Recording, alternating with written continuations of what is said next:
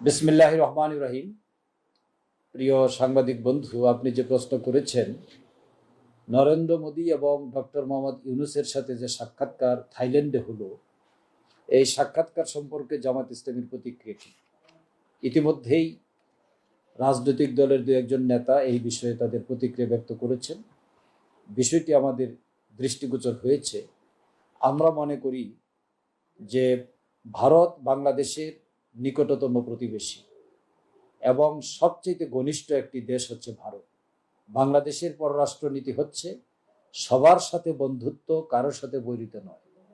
আমাদের সম্পর্কটা হবে ন্যায্যতার ভিত্তিতে এবং সমতার ভিত্তিতে।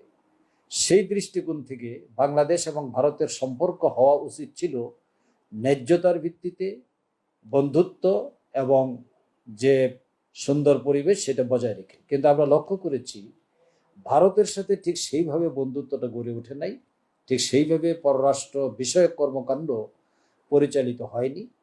ভারত সবসময় বাংলাদেশ থেকে নেওয়ার চেষ্টা করেছে, আর বাংলাদেশে যারা ক্ষমতায় ছিলেন, বিশেষ করে শেখ হাসিনা, তারা শুধু ভারতকে দেওয়ারই চেষ্টা করেছে।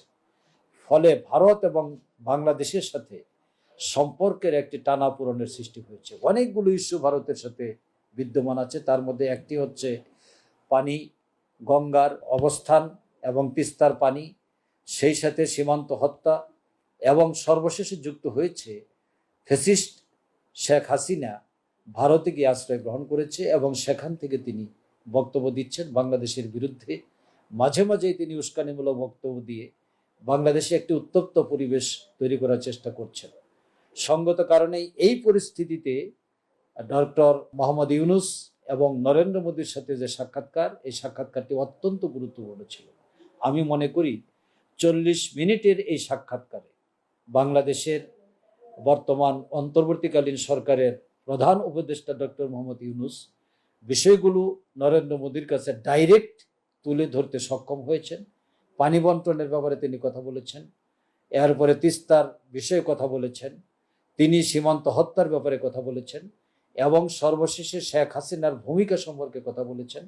এবং তিনি স্পষ্ট ভাষায় উল্লেখ করেছেন যে জাতিসংঘের যে তদন্ত প্রতিবেদন বা রিপোর্ট, সেই রিপোর্টে জুলাই আগস্টে যে গণহত্যা বাংলাদেশে হয়েছে তার চিত্র তুলে ধরা হয়েছে।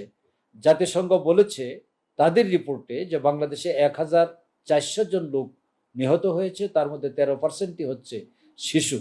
এবং জাতিসংঘ তাদের প্রতিবেদনে আরও বলেছে যে তাদের কাছে প্রমাণ রয়েছে শেখ হাসিনা তাদেরকে হত্যার নির্দেশ দিয়েছেন এবং নেতাদেরকে গ্রেপ্তার করে গুম করার নির্দেশ দিয়েছেন। এই ধরনের অপরাধের সাথে সম্পৃক্ত সাবেক প্রধানমন্ত্রী শেখ হাসিনা, তাকে বাংলাদেশে ফেরত পাঠানোর ব্যাপারেও ডক্টর ইউনূস গুরুত্ব আরোপ করেছেন। আমি মনে করি ডক্টর ইউনূস এবং মোদির সাথে যে আলোচনাগুলো হয়েছে, এই আলোচনার মাধ্যমে বাংলাদেশের মানুষের যে সেন্টিমেন্ট বা মনোভাব, সেটাই সেখানে দৃশ্যমান হয়েছে, ফুটে উঠেছে। আমরা মনে করি যে এর মাধ্যমে এই আলোচনা বাংলাদেশের জনগণের মধ্যে একটি আশার এবং স্বস্তির পরিবেশ তৈরি করেছে বলে আমরা মনে করি।